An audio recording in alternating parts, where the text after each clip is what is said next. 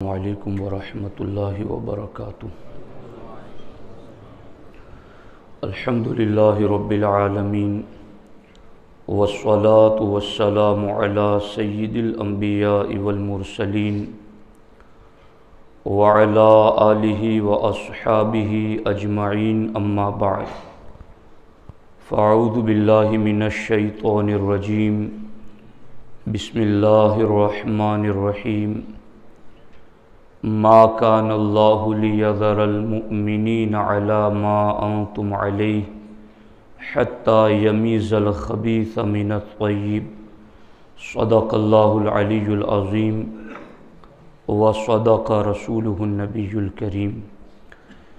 انتہائی احترام و عقیدت کے ساتھ حضور سید المرسلین، خاتم الانبیاء، شفیع المذنبین، رحمت للعالمین، راحت العاشقین، خاتم المعصومین، صلی اللہ تعالی علیہ وآلہ واصحابہ وبارک وسلم کی بارگاہ میں اپنی غلامی کا ثبوت دیں، اور جس طریقے سے میں پڑھا ہوں میرے ساتھ مل کر با ادب با آواز بلند حضور دل کے ساتھ نذرانہ محبت پیش کریں۔ الصلاۃ والسلام علیک یا رسول اللہ، الصلاۃ والسلام علیک یا حبیب اللہ، الصلاۃ والسلام علیک یا نبی اللہ، وعلى آلك وأصحابك يا نور الله، صلی اللہ تعالی علیہ وسلم۔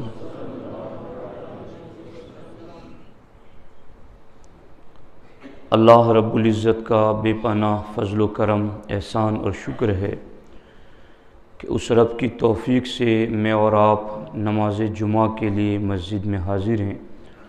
اللہ ہم سب کی حاضری اپنی بارگاہ میں قبول فرمائے۔ دوستان محترم، آج کا دور فتنوں اور آزمائشوں کا دور ہے۔ ایک ایسے پرفتن دور سے ہم اور آپ گزر رہے ہیں جس کے بارے میں نبی رحمت صلی اللہ تعالی علیہ وآلہ وسلم نے ارشاد فرمایا ہے، ایک زمانہ ایسا آئے گا، القائم علی الحق کالآخذ فی کفہ الجمرہ۔ سرکار فرماتے ہیں کہ ایسا زمانہ آئے گا کہ حق پر قائم رہنا ایسا ہوگا جیسے مٹھی میں انگارہ لینا۔ مٹھی میں انگارہ لینے والا جس قدر پریشان ہوگا، ایک زمانہ ایسا آئے گا کہ حق پر قائم رہنے والے کو اتنی ہی مصیبتوں کا سامنا ہوگا۔ بلا شبہ ہم اس دور سے گزر رہے ہیں جس کے بارے میں ہمارے نبی علیہ الصلوۃ والسلام نے ارشاد فرمایا ہے کہ ایک زمانہ ایسا آئے گا کہ جب بندہ صبح کو مومن ہوگا تو شام کو کافر ہو جائے گا، شام کو مومن ہوگا تو صبح کو کافر ہو جائے گا۔ لوگوں میں مذہب بیزاری کا رجحان بڑھتا چلا جا رہا ہے۔ لوگ دین سے اور دینی اصولوں سے، اپنے عقائد و نظریات اور اپنی بنیادوں سے لاپرواہی اور غفلت برت رہے ہیں۔ ایسے دور میں کئی سوالات کا ہمیں سامنا کرنا پڑتا ہے۔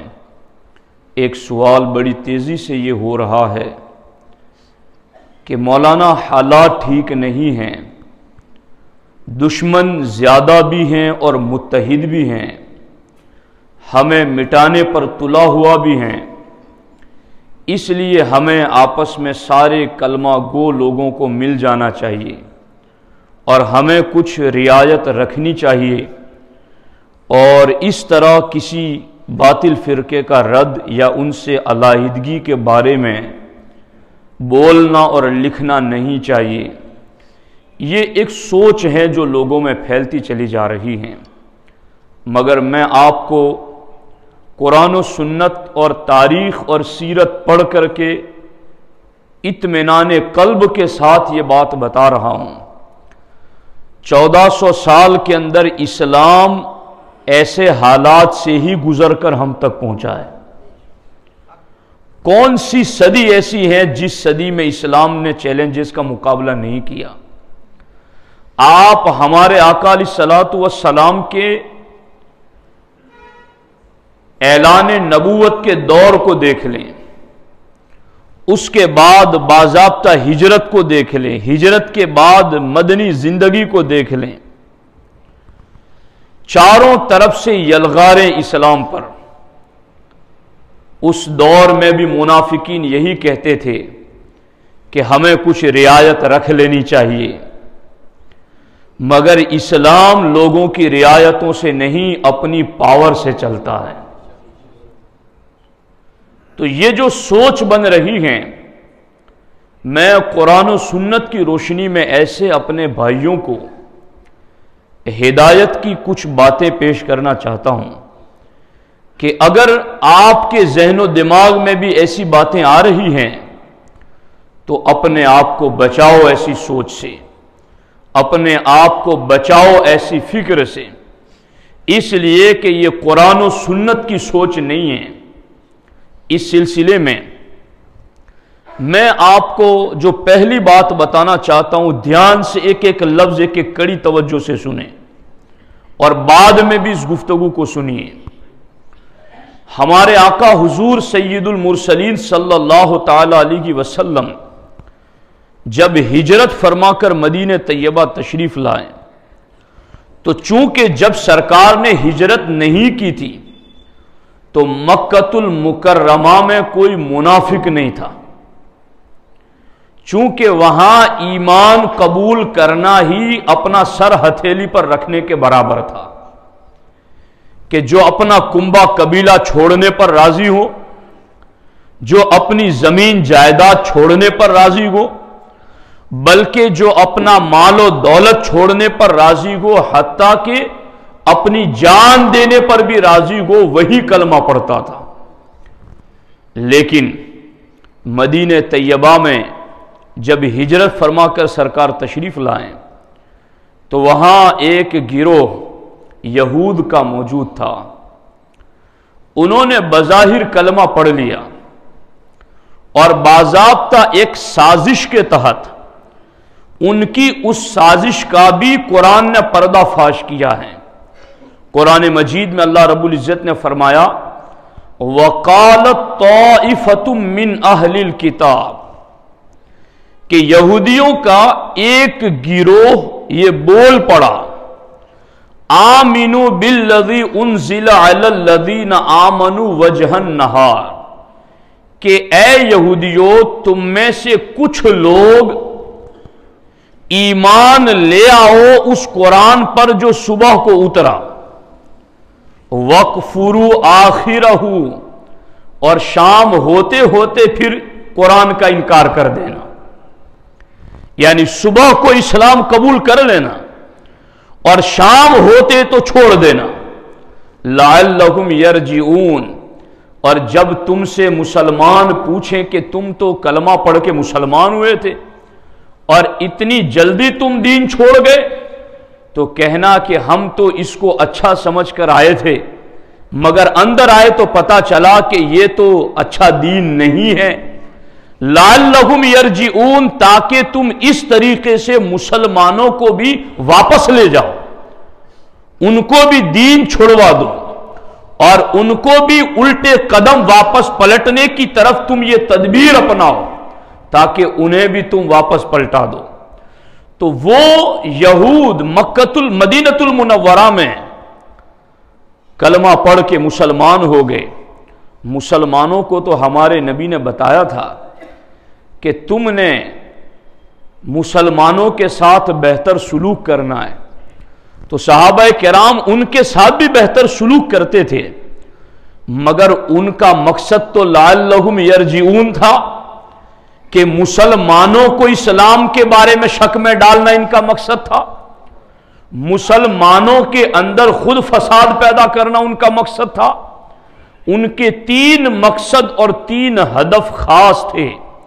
ان میں سے پہلا ہدف ان کا یہ تھا کہ جب بھی کوئی نازک مرحلہ آتا تو یہ منافقین کلمہ پڑھنے والے مسلمانوں میں خوف پیدا کرتے، دشمنوں کا ڈر پیدا کرتے۔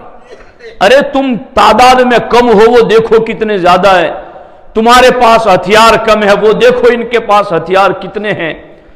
یوں یہ یہودیوں کا گروپ کلمہ پڑھ کر کے مسلمانوں میں خوف پیدا کرتا، اور دوسری ان کی سازش یہ ہوتی کہ مسلمانوں کی صفوں میں انتشار پیدا کرتے، مسلمانوں کو آپس میں ٹکرانے والی باتیں کرتے، اور تیسرا کام یہ ہوتا کہ مسلمانوں کی مجلس میں بیٹھ کر راز کی باتیں سنتے اور دشمنوں کو جا کے بتا دیتے تھے۔ یہ کلمہ پڑھنے والے تھے، یہ بظاہر اسلام کا لباس پہنے ہوئے تھے، مگر ان کو یہ ساری سازشیں کرتے رہے، یہاں تک کہ میں آپ کو بتاؤں کہ کوئی مسلمان غریب جب محنت مزدوری کر کے کچھ رقم لا کر اسلام کی مدد کرتا تو یہ منافقین ٹولہ بظاہر اسلام کے لباس میں اس کو تانا دیتا اور کہتا تیرے 5-10 درہموں کی اللہ کو کیا ضرورت ہے۔ اور جب کوئی مسلمان زیادہ مال خرچ کرتا تو یہ لوگوں میں باتیں کرتے کہ یہ تو ریاکاری کے لیے خرچ کر رہا ہے، یہ تو لوگوں کو دکھانے کے لیے خرچ کر رہا ہے۔ یوں جو کم خرچ کرتا اسے بھی تانا دیتے، جو زیادہ خرچ کرتا اسے بھی تانا دیتے۔ باضابطہ حضرت ابو عقیل انصاری رضی اللہ تعالی عنہ، انہوں نے جنگ تبوک کے موقع پر مسلمانوں غور سے اور دل کے کانوں سے سنو، اسلام کتنی قربانیوں سے ہم تک پہنچا ہے، یہ دین و ایمان ہم تک کتنی قربانیوں سے پہنچا ہے۔ سیدنا ابو عقیل انصاری رضی اللہ تعالیٰ عنہ نے جنگ تبوک کے موقع پر رات کے کنویں پر پانی بھرا، رات نکالتے رہے اور اس کے کھیت کو سیراب کرتے رہے۔ صبح کو اس یہودی نے رات بھر مزدوری کے بدلے میں 2 سا کھجوریں دی، تو انہوں نے 1 سا کھجور اپنے گھر والوں کو دی اور 1 سا کھجور بارگاہ رسالت میں پیش کر دی۔ حضور یہ جنگ پر جا رہے ہیں مجاہدین، میں اپنی طرف سے یہ انہیں دے رہا ہوں، میرے پاس زیادہ تو مال نہیں ہے، لیکن میرے آقا میں نے رات بھر محنت کی ہے اور میں اپنے گھر والوں کا حصہ نکال کر باقی جو بچا وہ آپ کی خدمت میں مجاہدین کے لیے لے کر آ گیا۔ جب انہوں نے یہ پیش کیا تو یہ منافق جو کلمہ پڑے ہوئے اسلام میں اسلامی لباس، انہوں نے کہا ان اللہ لغنی من تمری ھذا، اللہ کو تیری ان کھجوروں کی کیا حاجت ہے، اللہ کو ان تیری کھجوروں کی کوئی ضرورت نہیں، یہ اس کو تانا دیا۔ اور پھر جب سیدنا عبد الرحمن ابن عوف رضی اللہ تعالیٰ عنہ نے اپنا آدھا مال بارگاہ رسالت میں پیش کیا تو ان لوگوں نے پھر تانا دیتے ہوئے کہا کہ یہ تو ریاکاری کے لیے خرچ کر رہا ہے۔ تو آپ دیکھو اس طرح سے کلمہ پڑھ کر کہ اسلام کے لباس میں کبھی مسلمانوں میں خوف پیدا کرتے، کبھی مسلمانوں کو دشمن کا ڈرا، کبھی مسلمانوں کو ان کی تعداد کی کمی کے بارے میں بتاتے، کبھی مسلمانوں کے رازوں کو ظاہر کرتے، تو کبھی مسلمانوں کی صفوں میں انتشار پیدا کرتے۔ کوئی تھوڑا دیتا تو اس کو کمی کا تانا دیتے، اور کوئی زیادہ دیتا تو اس کو ریاکاری کا تانا دیتے۔ یہ اس طرح کرتے رہے، اللہ رب العزت کو یہ گوارا نہ ہوا کہ ایسے بد باطن منافقین مخلصین کے ساتھ مل کر کے رہیں۔ رب نے قرآن میں حکم نازل فرمایا ما کان اللہ لیذر المؤمنین علی ما انتم علیہ حتی یمیز الخبیث من الطیب، میرے محبوب تیرے رب کی شان نہیں ہے کہ ایمان والوں کو اسی حالت پر رہنے دے، نہیں، حتی یمیز الخبیث من الطیب، تیرا رب پلید کو پاک سے اور پاک کو پلید سے جدا کر دے گا۔ یہ جو لوگ آج علماء اہل سنت کو کہہ رہے ہیں، جو حق بیان کر کے تمہارا دین و ایمان بچانا چاہتے ہیں، جو تمہارے عقیدے کی فکر کر کے تمہاری قبر بچانا چاہتے ہیں، جو تمہاری پلسرات کو دیکھ کر کے تمہیں حق بتا رہے گئے، تو لوگوں میں یہ باتیں ہو رہی ہیں کہ نہیں جی حالات ٹھیک نہیں ہیں۔ حالات تو کسی دور میں ٹھیک نہیں رہے ہیں، حالات ٹھیک ہو نہ ہو اس کا مجھے تمہیں ذمہ دار نہیں بنایا گیا، لیکن ایمان ٹھیک رکھنے کا مجھے تجھے پابند کیا گیا ہے۔ حالات، اور میں یہ کہتا ہوں، بڑی تقریریں اس پر بھی ہوتی ہیں کہ یہ نیکی کرو گے تو برکتیں ہوگی، یہ نیکی کرو گے تو برکتیں ہوگی۔ ارے ساری نیکیاں قبول ہی تب ہوتی ہیں جب عقیدہ ٹھیک ہوتا ہے۔ تو جب نیکیاں کرنے پر برکتیں ہوگی تو ایمان ٹھیک کرنے پر کتنی برکتیں ہوگی۔ اب یہاں غور کیجئے اس چیز کی طرف کہ جب ان لوگوں نے یہ فساد پیدا کیا تو اب ان کو پلیدوں کو پاکوں سے جدا کرنے کا فیصلہ رب نے فرمایا۔ یہ نماز کے لیے مسجد میں بھی آتے تھے، یہ حج کے لیے طواف، یہ جنگوں میں بھی شرکت کرتے، یہ بظاہر جنگ میں جانا ہوتا تو اپنی نذرانے بھی پیش کرتے، مگر ان کا مقصد یہی تھا اندر بنے رہو تاکہ فساد مچا سکو۔ تو اللہ تعالیٰ نے فرمایا حبیب حتی یمیز الخبیث من الطیب، میرے محبوب اب اللہ پاکوں کو پلیدوں سے جدا کر دے گا۔ تو پاکوں کا پلیدوں سے جدا، یہ اللہ کا حکم ہے، یہ حکم قرآن ہے۔ اب میں تو یہ سادہ مثال دیا کرتا ہوں کہ حلوہ گوبر میں مل جائے یا گوبر حلوے میں مل جائے، نقصان حلوے ہی کا ہے۔ تو اپنی شان بھی تو سمجھو کہ رب تمہیں طیب کہہ رہا ہے، کیوں پلیدوں سے ملنے کی لوگ باتیں کر رہے ہیں؟ اب اس کے اوپر چونکہ میرے سامنے حوالہ جات کافی ہیں اور میں اس پر چونکہ یہ ٹاپک ہر جگہ پھیلا ہوا ہے اور لوگ ہمیں سن کر کے بھی آگے سناتے ہیں، تو ہمارا ذمہ ہے کہ ہم حق اور کھری بات سنائیں۔ اب دیکھو یہاں پر جب ان لوگوں نے اس طرح کا فساد اسلام کے لباس میں پہنا ہے، حالانکہ اس وقت توجہ سے سننا، ایک ایک لفظ سننا دھیان سے، اس وقت صحابہ کرام کی تعداد بھی تھوڑی تھی، دشمن کتنے زیادہ، سپر پاور طاقت ہے کیسر و کسرا کی، ہتھیار بھی کم، کوئی بیلنس بھی نہیں، غریب اتنے کہ کھجورے چوس چوس کر روزہ رکھتے اور اسی پر افطار کرتے۔ ایسے وقت میں اپنی طاقت اور افرادی طاقت یعنی زیادہ دکھانے کی کتنی ضرورت محسوس ہو سکتی تھی۔ آج جیسا لوگ سوچ رہے ہیں کہ ابھی ہمیں ایکتا دکھانے کی ضرورت ہے، ہمیں مل جانے کی ضرورت ہے، ہمیں یہ کہ جہاں دشمن بھی چاروں طرف، تعداد بھی کم، اسلحہ بھی کم، مگر اللہ فرماتا ہے محبوب پلیدوں کو پاکوں کے ساتھ ہم رہنے نہیں دیں گے، انہیں جدا کریں گے۔ اور پھر جدا کس طرح سے کیا؟ اصل میں یہ آیت مبارکہ جو نازل ہوئی، یہ میرے سامنے تفسیر البغوی موجود ہیں۔ اسی آیت کی تفسیر میں امام بغوی علیہ الرحمہ لکھتے ہیں کہ ہمارے نبی علیہ السلام نے فرمایا عرضت علی امتی فی صورہا فی التین، سرکار فرماتے ہیں کہ میرے سامنے میری امت کو جبکہ ابھی ان کی مٹی گوندی جا رہی تھی، تو میری امت جب ابھی مٹی میں تھی اللہ نے اسی وقت میری ساری امت میرے سامنے رکھ دی۔ حبیب یہ آپ کی امت ہے۔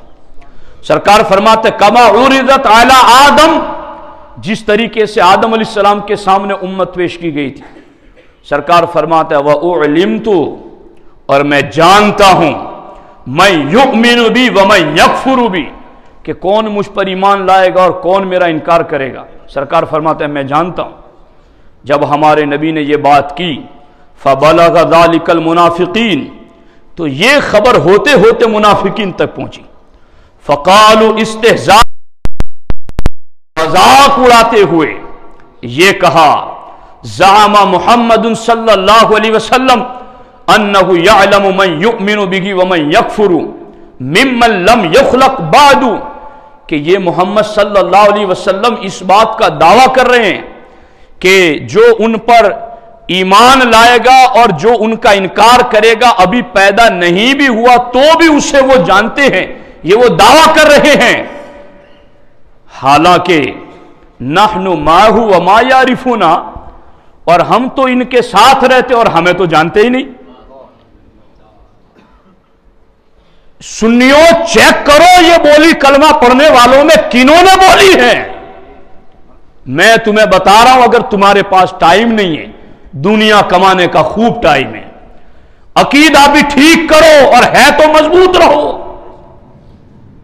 یہ دیوبندیوں نے لکھا، یہ غیر مقلدین نے لکھا کہ معاذ اللہ نبی کو دیوار کے پیچھے کی خبر نہیں، معاذ اللہ نبی سے زیادہ تو شیطان کا علم ہے۔ لوگ کہتے ہیں مل جاؤ ان پلیدوں کے ساتھ، رب نے قرآن میں کہا ہم رہنے نہیں دیں گے ایک ساتھ جب تک کہ ہم پلیدوں سے پاکوں کو جدا نہ کر دیں۔ یہ تو اس رب کا کرم ہے نا، ورنہ مجھے آپ کو کیا پتا چلتا کون پلید کون پاک ہے؟ یہ تو رب نے پہلے ہی قرآن میں ہمیں بتا دیا۔ اب دیکھو انہوں نے کہا وَنَحْنُ مَعَهُ وَمَا يَعْرِفُنَا، کہ یہ نبی تو دعویٰ کرتے ہیں کہ جو قیامت تک ان پر ایمان لائے گا اسے بھی جانتے ہیں، جو ان کا انکار کرے گا اسے بھی جانتے ہیں۔ وَنَحْنُ مَعَهُ وَمَا يَعْرِفُنَا، ہم تو ان کے ساتھ رہتے صبح و شام مسجد میں ہر جگہ، مگر یہ ہمیں تو پہچانتے ہی نہیں ہیں۔ ہمارے نبی علیہ السلام تک جب یہ خبر پہنچی، سرکار نے ممبر لگوایا، ممبر پر کھڑے ہوئے اور سرکار نے فرمایا ما بال اقوام طعنوا فی علمی، لوگوں تمہیں کیا ہو گیا ہے، تم میرے علم میں طعنا کر رہے ہو؟ لا شیء فیما بینکم وبین الساعۃ الا انبأتکم بہ، سرکار نے فرمایا پوچھو مجھ سے، آپ پوچھ لو، میں اسی جگہ کھڑے کھڑے تمہیں اس کا جواب عطا کر رہا ہوں۔ یہ حدیث پاک ہے۔ تو جب یہ بولی انہوں نے بولی نا کہ وَنَحْنُ مَعَهُ وَمَا، ہم ان کے ساتھ ہیں مگر پھر بھی یہ نبی ہمیں نہیں جانتے، اللہ نے فرمایا محبوب ان پلیدوں کو جدا کر دو، نکالو ان پلیدوں کو مسجد سے، نکالو۔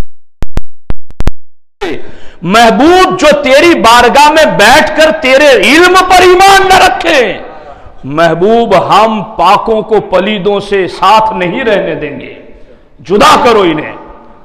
تو اب کیا یہ لوگوں کی سوچیں قرآن کے اوپر حاوی کریں گے، قرآن پر مسلط کریں گے، کہ قرآن کو مشورہ دیں گے کہ نہیں قرآن جی آپ تھوڑا ٹھیک رہیے، ہمیں مل کے رہنے دیجئے؟ تو ایسا نہیں چلے گا۔ اگر ایمان رکھنا ہے تو قرآن کا فیصلہ ماننا ہے۔ اور اب اس پر چونکہ وقت اس پر زیادہ مختصر رہتا ہے تو میں تفصیلی بات عرض نہیں کر پاتا، لیکن میں ایک چیز عرض کرتا ہوں جس کو تفصیل سے میں آئندہ جمعہ میں عرض کروں گا۔ یہ میرے سامنے تاریخ دمشق ہیں اور اس کی جلد ثالث تیسری جلد ہیں۔ منافقین مسجد نبوی میں حاضر ہوتے تھے، اسی آیت کا شان نزول، کان ہؤلاء المنافقون یحضرون المسجد، مسجد آتے تھے، ویستمعون احادیث المسلمین، اور مسلمانوں کی باتیں سنتے تھے، ویسخرون ویستہزئون بدینہم، اور باتیں سن کر کے مسلمانوں کے دین کا مذاق اڑاتے تھے، بیٹھ کر ان کی محفل میں مسجد میں۔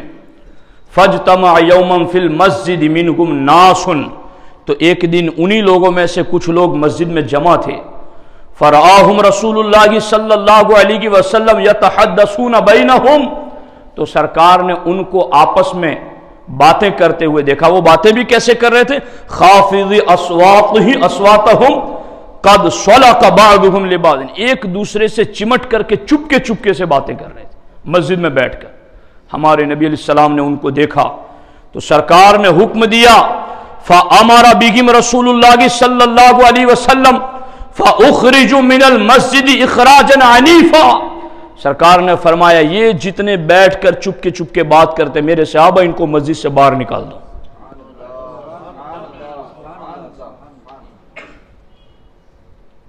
یہ رحمت للعالمین نبی کا پیغام ہے۔ تمہیں آگ سے بچا رہے ہیں، قریب نہ جانا ورنہ جل جاؤ گے، ان کو قریب آنے نہ دینا ورنہ آگ میں چلے جاؤ گے۔ اب لوگ اپنی چھوٹی چھوٹی سوچیں دین پر مسلط کر رہے ہیں کہ نہیں جی ایسا نہیں ہونا چاہیے، حالات ٹھیک نہیں ہے۔ حالات کس دور میں ٹھیک تھے؟ ایمان ٹھیک کرو اپنا، ایمان کی برکت سے حالات بھی ٹھیک ہو جائیں گے۔ اب دیکھو یہاں پر جب سرکار نے کہا نا نکالو انہیں مسجد سے، فقام ابو ایوب، تو حضرت ابو ایوب رضی اللہ تعالیٰ عنہ کھڑے ہوئے، الی عمرو بن قیس، عمرو بن قیس کی طرف، جو کہ قبیلے بنی نجار کا ایک فرد تھا، اور وہ وکان صاحب آلگتہم فی الجاہلیہ، حالانکہ یہ عمرو بن قیس زمانے جاہلیت میں ان کا مالک تھا، حضرت ابو ایوب کا ان کا مالک تھا ابو ایوب خالد بن زید بن کلیب رضی اللہ تعالیٰ عنہ کا۔ لیکن جب سرکار نے حکم دیا فَأَخَذَ بِرِجْلِهِ فَصَحَبَهُ حَتَّى أَخْرَجَهُ مِنَ الْمَسْجِدِ، اس کو ٹانگ سے پکڑ کے کھینچ کے مسجد سے باہر نکال دیا۔